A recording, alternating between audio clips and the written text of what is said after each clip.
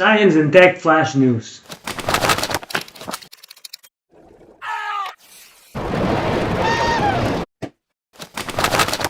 You'll never guess where this picture has been taken.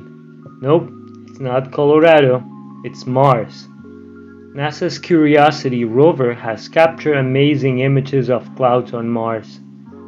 According to NASA, clouds are rare in the thin atmosphere of Mars, but usually form at its equator during its coldest time of the year, and they are mostly made up of water ice. Samsung will shut down the version 1 SmartThings hub this month, and let you guess who has one of those. Bingo, moi. Being the nerd I am, and also an early adopter, after my due diligence, I purchased a V1 SmartThings hub about 7 years ago, and I must say it's been great. SmartThings was born as an independent company in 2012, when it launched one of the largest Kickstarter campaigns ever, a $1.2 million funding program for the company's first smart home hub. Samsung bought SmartThings in 2014, and in June 2020, the Korean giant announced a plan that would basically shut down all the stuff it acquired. A big part of that plan at the end of this month of June, when Samsung will kill the first generation SmartThings hub, precisely the one I have. Before Samsung started smashing up the place, SmartThings represented the biggest smart home community out there, and complicated but powerful tools like the Groovy IDE let the community fill in software blanks. So now I have to find a way to keep my smart home running. I'll tell you all about it soon. The path has already been chosen and involves open source. A video Open Hub versus Home Assistant is coming soon. Solar panels peel and stick flexible. Singapore-based Maxion Solar Technologies has announced that it will commercially release its Maxion Air Solar panels this summer. The company says the Air Solar panels are frameless, thin, lightweight, and conformable, with efficiency and performance the same as standard solar panels. Maxion also doesn't yet state what the air panels will cost, but it says the product will be presented to the public during the Smarter E-Industry Days on July 21st to 23rd. A RISC-V processor SBC. Remember I told you last time about this new open source RISC processor architecture? Well, there's already a RISC-V SBC, single board computer available. The NISA SBC is about the size of a Raspberry Pi.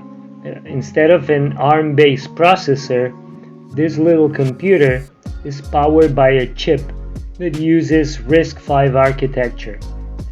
It's not a very powerful chip, but with a $99 price tag and support for Linux, the NISA, or NISA, I'm not sure if I'm butchering this name, is one of the most affordable options for developers and hobbyists who want to begin working with RISC-V.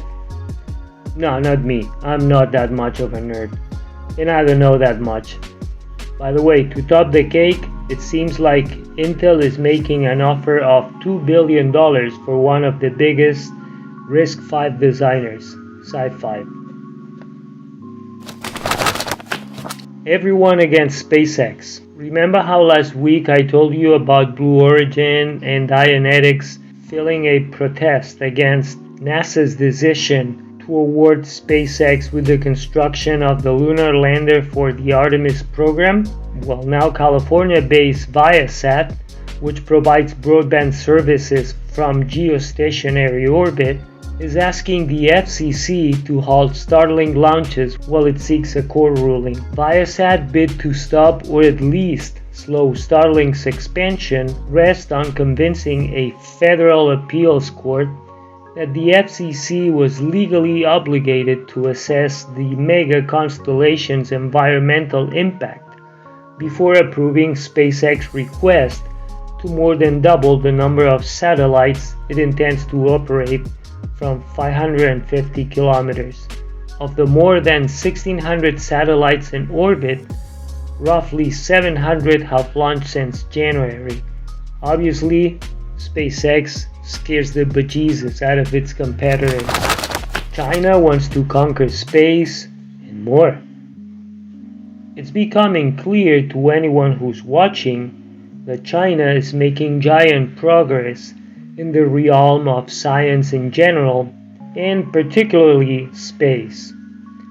Chinese researchers are making huge strides in AI, medicine, physics, and of course in space. China is building its own space station, the Tiangong Heavenly Palace, and is already sending 3 astronauts in June. It has a rover on Mars, the Zhurong, and the moon is pretty much its backyard. On one hand, all of this would make me really happy as a human.